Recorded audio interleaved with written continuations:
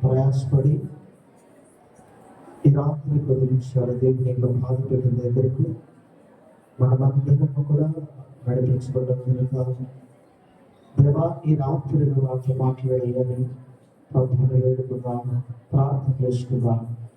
స్తుతి స్తుతి స్తుతి స్తుతి స్తుతి స్తుతి మహాపరిశుద్ధుడా ప్రేమ కలిగిన మా తండ్రి, దయగలిగిన యేసయ్యా, నిబద్ధమైన ఉన్నతమైన పరిశుద్ధమైన పవిత్రమైన నామాన్ని బట్టి వందనాలు, స్తుతులు, స్తోత్రాలు ప్రభా. అయా ప్రభు గడిచిన కాలం అంతా కూడా నీ సజీవమైనటువంటి బలిష్టమైనటువంటి రెక్కల కింద మమ్మలను మా కుటుంబాలను అయా సకలబిడ్డలందరినీ కూడా నువ్వు కాసి కాపాడిన విధానాన్ని బట్టి ప్రభువానికి కృతజ్ఞత, స్తుతులు, స్తోత్రాలు ప్రభా. ఈ క్రీస్తు శిలువ ధ్యాన ఆరాధనకు వచ్చిన ప్రతి ఒక్కరిని బట్టి కూడా అయా పేరు పేరున ప్రార్థన చేస్తున్నాను. ఎవరైతే అయా ఏ ప్రభా అవసరాన్ని అయా ఆచారాన్ని పట్టుకొని వచ్చారు, అయా ప్రభా ఏ సమస్యను పట్టుకొని నీ సన్నిధికి నడిపించబడ్డారు ప్రభా, బిడ్డలందరితో కూడా తగిన మాటలు ప్రభా నీ యొక్క దైవ లేఖనముల నుంచి బిడ్డలందరితో కూడా నీవు మాట్లాడమని ప్రార్థన చేస్తూ అయా ప్రభా అల్పులను అయోగ్యులను ఏ మాత్రము కూడా జ్ఞానం లేని వాడిని ప్రభా బిడ్డలైన నీవు మాట్లాడమని ప్రార్థన చేస్తున్నా.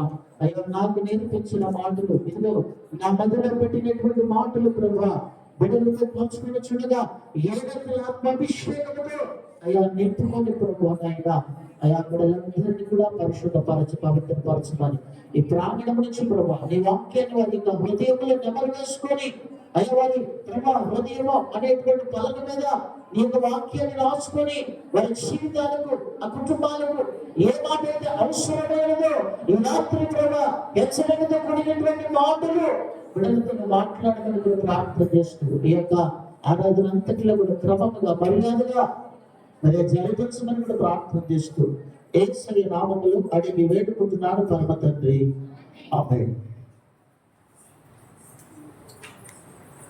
పరిశుద్ధ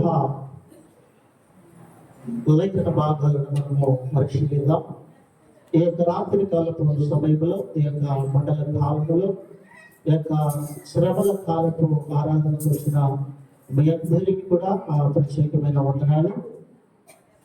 ఇప్పటి వరకు ఆత్మ సంబంధమైన పాటలు పాడి ప్రభు నామాన్ని గర్భరించడం అతి శ్రేష్టమైనటువంటి సమయంలోనికి తరుణంలోనికి మనమందరము కూడా నడిపించబడుతున్నాం. దేవుని బలిష్టమైనటువంటి రెక్కల కింద మనలందరినీ కూడా దేవుడు కాచి కాపాడును గాక. ఈ రాత్రి శ్రేష్టమైన మాట మనము మోసుకు వెళ్ళదము గాక.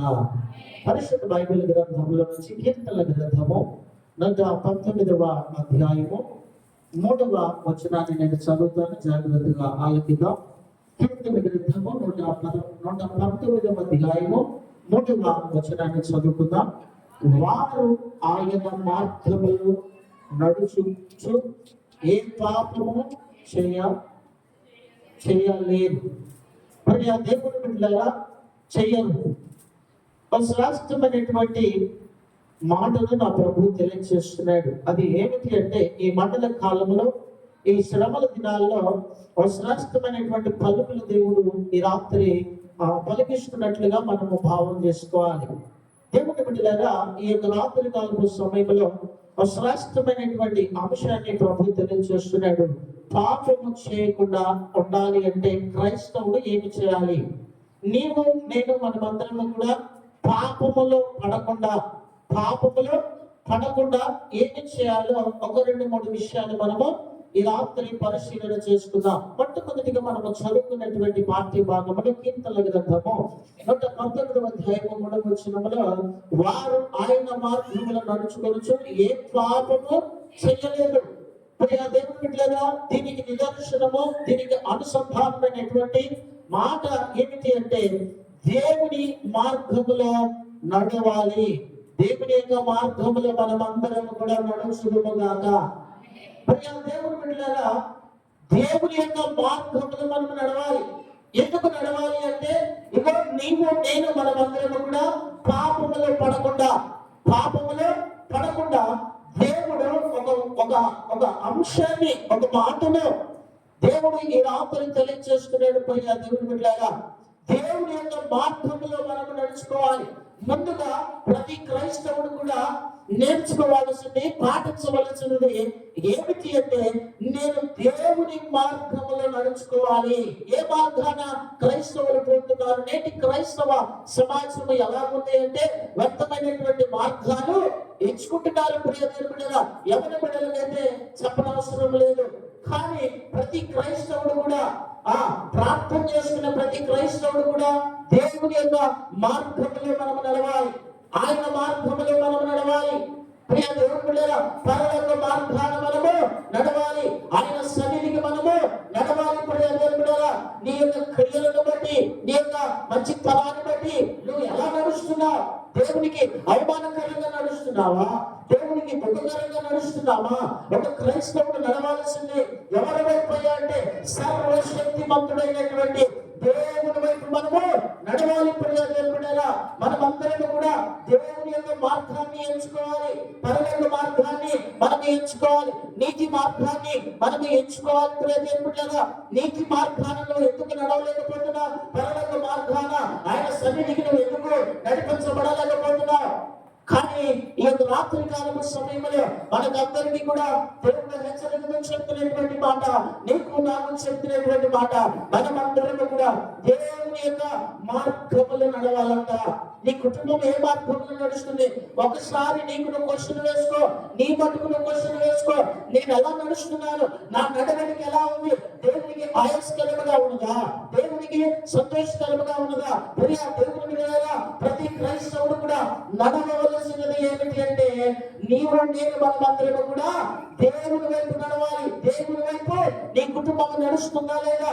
ఈ మండల కాలంలో, ఈ శ్రమల దినాల్లో ఒకటే ఒకటి తీర్మానము, దేవా ఈ మార్గాన్ని నేను ఉంటానయ్యా, నీ యొక్క అడుగు జాడల్లో నేను నడుస్తాను. ప్రభా అన్నకు దేవుడితో నడిచాడు. ఎక్కడి దాకా వెళ్ళాడు? పరలోకానికి వెళ్ళాడు. ప్రియదేవుడా అలాంటి అనుభవంలోనికి మనమందరం కూడా నడిపించబడదు కాక. ప్రియ దేవుడు బిడ్డలారా ఆమెకు నడుచుకుంటూ ఎక్కడికి వెళ్ళాడు? పరలోకానికి, హెవెన్కి వెళ్ళాడు. ప్రియదేవుడు బిడ్డలారా నీవు నేను కూడా అంత పవిత్రముగా ఉండాలి, అంత యథార్థముగా ఉండాలి. దేవుడితో ఒక నిబంధన చేసుకున్నాడు. మానవుడు మాట్లాడుతూ సంభాషించుకుంటూ పరలోకానికి. కానీ నీ యొక్క మాట తీరు ఎలా ఉంది? నీ బుద్ధి ఎలా ఉన్నది? నీ యొక్క మార్గాలు ఎలా ఉన్నాయి? దేవుడితో నడుస్తున్నావా? నేను ఆత్మీయ జీవితంలో చెప్పగలవా? గుండెల మీద చేసుకొని నేను దేవుడితో నడుస్తున్నానయ్యా. ఎవరితో నడుస్తున్నా? లోకముడితో నడుస్తున్నా? ఎవరితో నడుస్తున్నా? పాపంతో నడుస్తున్నా? కాదు.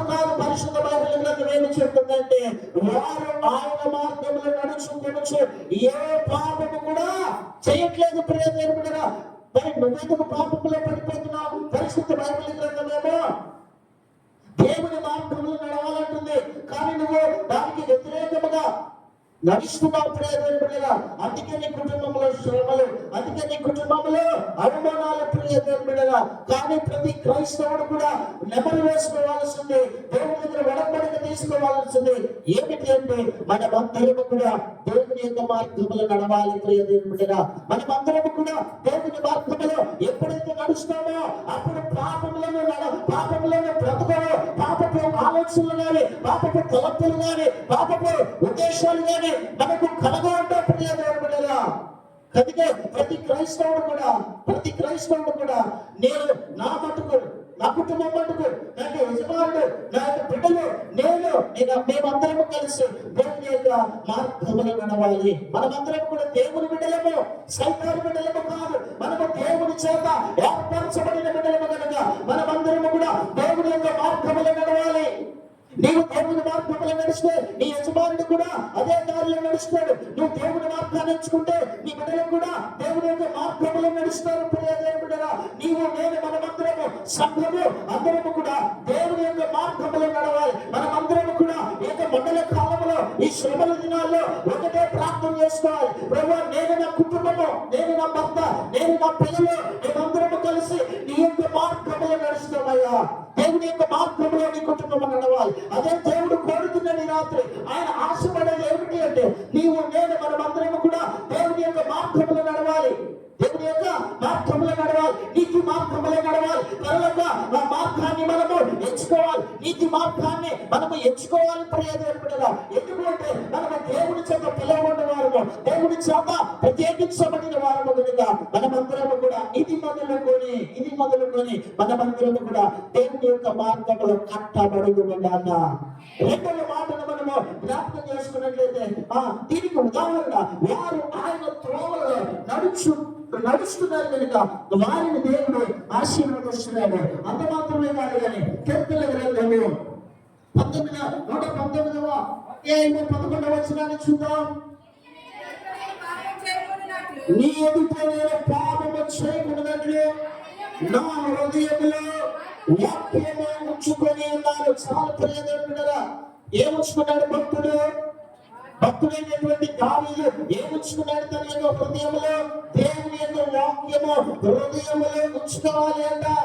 దేవుని యొక్క వాక్యము ద్వారానే మనము బ్రతుకుతున్నాం ప్రియదేవుడా. దేవుని యొక్క వాక్యము మన హృదయంలో ఉండాలి. ఏముంటున్నాయి నీ హృదయంలో? వ్యక్తమైనటువంటివి ఉంటున్నాయి.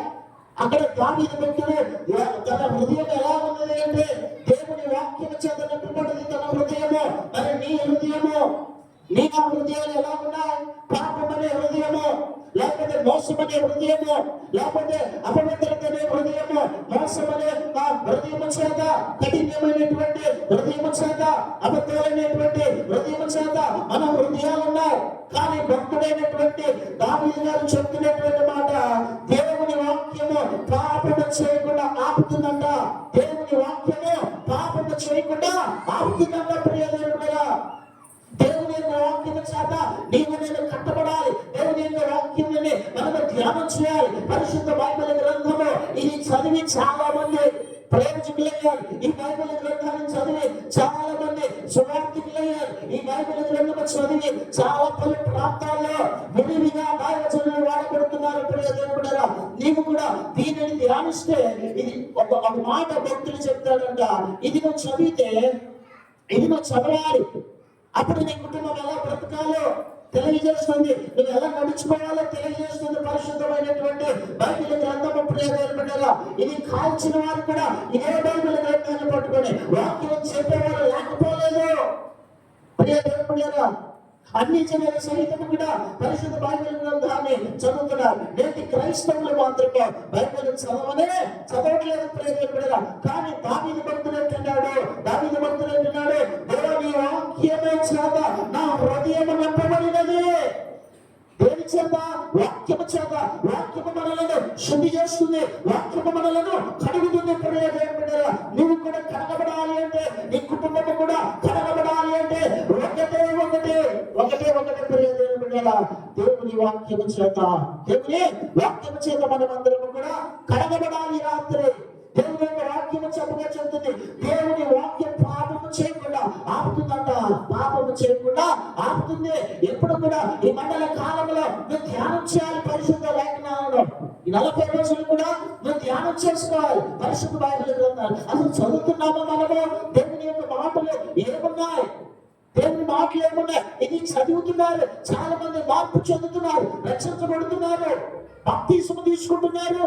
కానీ నీవు నేను చదవలేకపోతున్నాం అనుకున్నటువంటి పనిని బట్టి ప్రియదేవుడా, నేనంటున్నాను, పనులు ఎప్పుడు కూడా ఉంటూనే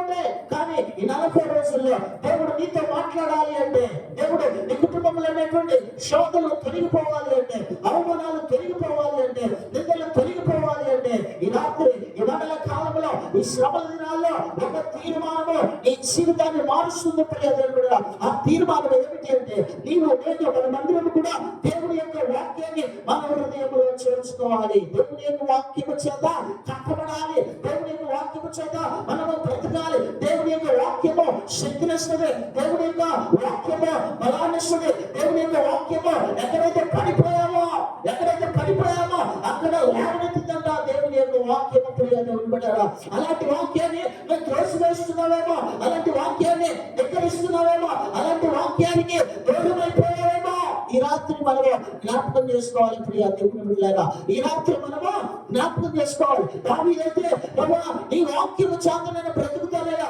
నీ వాక్యాన్ని నా హృదయంలో నెమరు వేసుకుంటానయ్యా. హృదయం అనేటువంటి పలక మీద దేవుని వాక్యాన్ని ఎవడైతే రాసుకుంటాడో ఆ కుటుంబాన్ని దేవుడు 300 రీతిగా దీనిస్తాడు ప్రియ దేవుని బిడ్డలారా. నీ నా కుటుంబ జీవితంలో అసలు దేవుని యొక్క వాక్యము వెలువడి ఉంటుందా?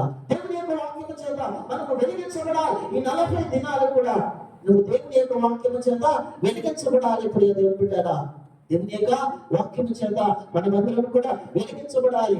నీకు విరోధముగా తప్పిదము చేయకుండాట్లు నీ వాక్యము నా హృదయంలో పదిలపరచునాయనని దావీదు ప్రార్థన చేసుకుంటున్నాడు దేవునికి. ఏమని ప్రార్థన చేసుకుంటున్నాడు? నీకు విరోధముగా తప్పిదము చేయకుండాట్లు నీ వాక్యము నా హృదయంలో ఉంచుకుంటాను ప్రభువా. ఈ మాటను చెప్పగలవా? దేవుని సన్నిధిలో మనం చెప్పగలమా? అయ్యా నీ వాక్యాన్ని నేను ఉంచుకుంటానయ్యా. ఏం ఉంచుకుంటున్నా? ఈ యొక్క హృదయంలో వ్యర్థమైనటువంటి మాటలు, అబద్ధాలు, లేకపోతే వ్యర్థమైనటువంటి చెదారము ఈ హృదయంలో నిండిపోయింది. అందుకే నీ కుటుంబంలో దేవుని యొక్క ఆశీర్వాదాలకు ఒకవేళ నీవు నేను దూరమవుతున్నామేమో, దేవుని యొక్క ఆశీర్వాదాలకు మనము దూరమైపోతున్నామేమో ప్రియ దేవుని బిడ్డలారా. దేవుని యొక్క ఆశీర్వాదాలకు దూరమైపోకూడదు. ఇది దేవుడు నీతో మాట్లాడుతున్నటువంటి మాట. దేవుని యొక్క వాక్యము నీతో మాట్లాడుతుంది రాత్రి ప్రియ దేవుని బిడ్డలారా. ఎందుకు ఇంకా ఆయన మాటను నిర్లక్ష్యం చేస్తున్నా, ఆయన వాక్యాన్ని నిర్లక్ష్యం చేస్తున్నాం ప్రియ దేవుని బిడ్డలారా. అందుకే నీ కుటుంబము పతనానికి దారి తీస్తుంది. కాదు దేవుని బిడ్డలందరూ కూడా పాపానికి మనము దూరంగా ఉండాలి. దూరంగా ఉండాలి అంటే నీవు దేవుని యొక్క వాక్యాన్ని నీ హృదయంలో ఉంచుకోవాలి. మరి ఎవరు కాదు ప్రియ దేవుని బిడ్డ, నీ హృదయంలో ఉండాల్సింది పవిత్రమైనటువంటి హృదయం చేత నువ్వు దేవుని యొక్క గ్రంథాన్ని చదవాలి. పవిత్రమైనటువంటి హృదయం ఇది, చాలా పవిత్రమైనది హృదయం. ఈ యొక్క హృదయంలో దేవుని యొక్క వాక్యము తప్ప మరేది కూడా ఉండకూడదు ప్రియ దేవుని బిడ్డలారా. ఇది దేవునికి కావలసినటువంటి హృదయం, ఇది దేవునికి కావలసినటువంటి హృదయం. కనుక ఈ యొక్క హృదయం దేవుడు చూసినప్పుడు నీ హృదయం ఎలా కనపడుతుందంటే అబద్ధాలతో, అసూయలతో, దేశాలతో, కలహాలతో, మోసము చేత మన యొక్క హృదయం ఉందేమో. అది ఈ రాత్రి ఈ యొక్క మాటను బయలుపరుస్తున్నాడేమో. అందుకే నీ కుటుంబంలో ఆశీర్వాదాన్ని చూడలేకపోతున్నాను. కానీ దేవుడు చెప్తున్నాడు, ఇది పవిత్రమైనటువంటి హృదయం. ఇది చూసినప్పుడు సంతోషపడాలి. నా బిడ్డలు చూసావా, వారి హృదయంలో చెదారం ఏమి పెట్టుకోవాలి.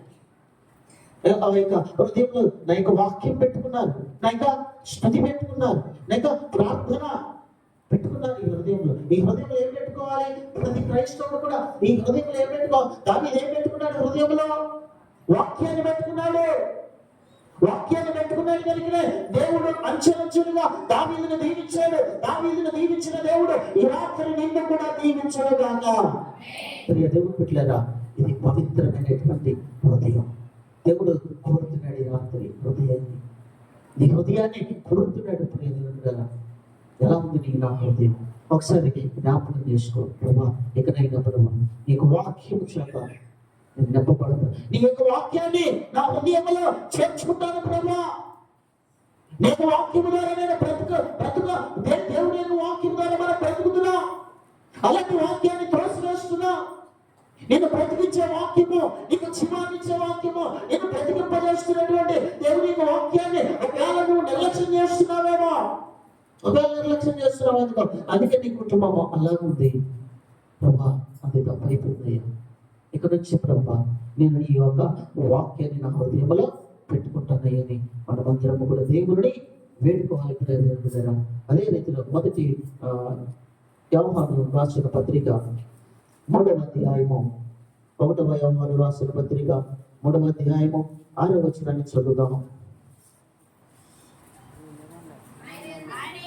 ఆయన నిలిచి ఉండేవాడెవడును పాపము చేయడు, పాపము చేయవాడును ఆయన చూడను, ఎరుగను లేదు. ప్రియమైన ఈ యొక్క మాట యొక్క అర్థం ఏమిటి అంటే, దేవునిలో నిలిచి ఉండాలి అంట. మనము ఎవరిలో నిలిచి ఉండాలి?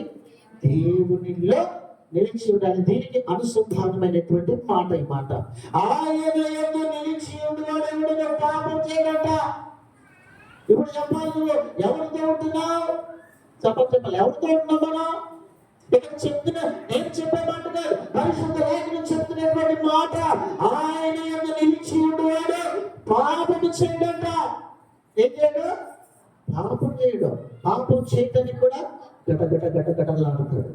పాపం చేయటం, పాపపు తలంపులు వచ్చినా కూడా, ఎందుకంటే తన హృదయం అంతా కూడా దేవుని వాక్యము చేత నింపబడుతుంది కదా. ఒక క్రైస్తవుడు కూడా నింపబడాలి. పాపము చేయకుండా నేను కాపాడే మూడే మాటలు. ఒకటి, దేవుని మార్గంలో మనం నడవాలి. రెండవదిగా దేవుని యొక్క వాక్యము నీ హృదయంలో ఉండాలి. మూడవదిగా దేవునిలో నిలిచి ఉండాలంట. దేవునిలో స్థిరత్వము కలిగి ఉండాలి. కనుక ప్రియ దేవుని బిడ్డలారా, ఆయన ఎంతో నిలిచి ఉండేవాడు. ఎవడను కూడా పాపం చేయటానికి కూడా భయపడతాడు. ఇప్పుడు నేనే ఎవరున్నారు? నేను సైతాను. అందుకే మనము పాపాలు చేస్తున్నాం. ఆజ్ఞ అతిక్రమమే పాపం వల్ల వచ్చే జీతం. చదువుతాం కానీ దీనిని అనుసరించాం, దీనిని మనము పాటించాం. కానీ పరిశుద్ధ బైబిల్ గ్రంథం ఏమి చెప్తుంది? ఆయన యందు నిలిచిన వాడు పాపం చేయడంట. ఎవరైతే ఆయన యందు పరిశుద్ధులుగా ఉంటారో వారు పాపములో పడిపోరు. దేవుని యందు ఎవరైతే స్థిరత్వం కలిగి ఉంటారో వారికి పాపపు ఆలోచనలు రావు. దేవుని యందు ఎవరైతే సహవాసం చేస్తారో వారికి పాపపు ఉద్దేశాలు రావు, పాపపు మాటలు కూడా వారికి రావు. ఇప్పుడు నీ కుటుంబ వ్యవస్థ ఎలా ఉన్నది? దేవుని యొక్క వాక్యమేమో దేవుని నిలిచి ఉండాలని చెప్తుంది. దేవునిలో నిలిచి ఉంటున్నావా? పడిపోతున్నావా? ఆధ్యాత్మికమైనటువంటి జీవితంలో, భక్తి జీవితంలో మనము పడిపోతున్నాం కనుకనే పాపము తాటము చేస్తుంది మన కుటుంబంలో. కానీ పాపము చేయకుండా కాపాడబడాలి. ప్రతి ఒక్కరిని కూడా పాపము చేయకుండా కాపాడబడాలి మనము. అందుకే ఈ మాట, పాపం చేసేవాడు దేవుణ్ణి చూడలేడు. పాపం చేసేవాడు దేవుణ్ణి చూడలేడు. ఎవడైతే పరిశుద్ధంగా ఉంటాడో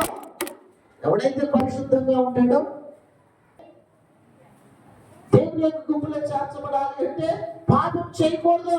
అది మాట ద్వారానే కానీ, ప్రవర్తన ద్వారానే కానీ, ఆలోచనల ద్వారా కానీ, నడవడిక ద్వారానే కానీ, ఇది ఏ ద్వారాలైనా సరే మనకు అసలు పాపపు తలంపులు ప్రతి క్రైస్తవుడు కూడా ఆలోచన చేసుకోవాలి. అబద్ధం ఆడటానికి కూడా భయపడాలి.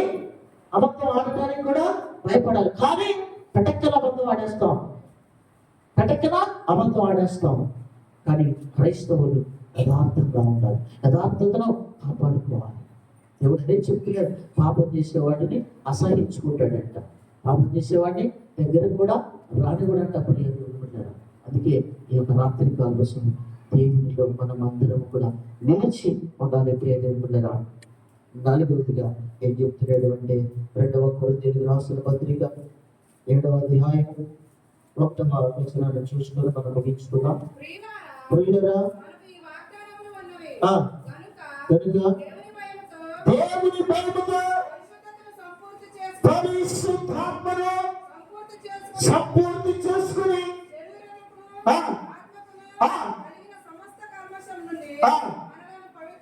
మనలను పవిత్రులుగా చేసుకుందాం.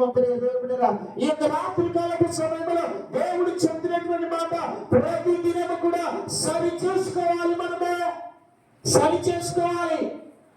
సరి చేసుకుంటున్నావా? తిట్టుకుంటున్నావా? ప్రతి దినము ఈ శ్రమ దినాల్లో మనమందరం కూడా స్టిల్ నాతో కలుపుకొని మనమందరం కూడా ఈ 40 రోజుల్లో కడుక్కోవాలి, శుద్ధి చేసుకోవాలి. నువ్వు ఎలా బ్రతుకుతున్నావు? వానికి ఏమైనా ఆయాస్కరంగా ఉంటే క్షమించయ్యా. ప్రతి దినము కూడా పవిత్రపరచుకోవాలి. ప్రతి ఒక్కరము కూడా మనలకు పరిశీలన చేసుకోవాలి, పరిశోధన చేసుకోవాలి. నీతో నేను అనుదినము సరి చేయబడాలి. ఎవరి దగ్గర సరి చేయబడాలి? దేవుడి దగ్గర. ఇప్పుడు బండి ఏదైనా రిపేర్ వస్తుంది, షోరూమ్ తీసుకెళ్తేనే దాన్ని రిపేర్ చేయగలడు. సైకిల్ పంచోడి దగ్గర తీసుకెళ్ళి చేయగలుగుతాడా? చేయలేడు. ఇప్పుడు కూరగాయలు కావాలనుకో, మాసం కొట్టుకు పోయి కూరగాయలు అడుగుతావా? అడుగు. మాసం కొట్టుకుపోతే మాసమే అడుగుతావు. కూరగాయలు కనిపోతే అలాగే దేవుడి దగ్గర మనం సరి చేయబడాలి. ఎవరి దగ్గర సరి చేయబడాలి? దేవుడి దగ్గర సరి చేయబడాలి. బెండొచ్చిన నీకు సరి చేయబడాలి. ఇప్పుడు ఏదైనా వస్తువు ఇరిగిపోయింది అనుకో, ఏదైనా విలువైన వస్తువు లేకపోతే ఒక రింగే ఇట్లా పోలేదు అనుకో, అది కొరకేలు కూడా చేస్తారా, పంచర్ షాప్ కూడా చేస్తారా, బంగారు షాపుకి పోవాలి. ఎందుకంటే అది విలువైనది, ఆ వస్తువు అది విలువైనది కనుక ఆయన ఎన్నో పెట్టి దాన్ని సరి చేస్తాడు. అలాగే నేను సరి చేయబడాలి అంటే అది దేవుడి ద్వారానే, ఎవరి ద్వారా కాదు, దేవుని ద్వారానే మనం సరి చేయబడాలి. లేక ఆధ్యాత్మికమైన స్థితి అనగారిపోతుందా, పతనమైపోతుందా, వారిని బట్టి ఈ 40 రోజులు కూడా ఈ శ్రమ దినాలు వారిని బట్టి మనము ప్రతి దినము అయ్యా సరి చేయబడాలయ్యా, నా యజమానుడు సరి చేయబడాలయ్యా, నా బిడ్డలు సరి చేయబడాలి, నా సంఘము సరి చేయబడాలి అని మనం అందరము కూడా ప్రార్థన చేయాలి. వారిని బట్టి ప్రతి దినము కూడా మనము కడుక్కోవాలి, పరిశుద్ధంగా మనము జీవించాలి. పరిశుద్ధంగా ఈ 40 రోజులు కూడా పరిశుద్ధంగా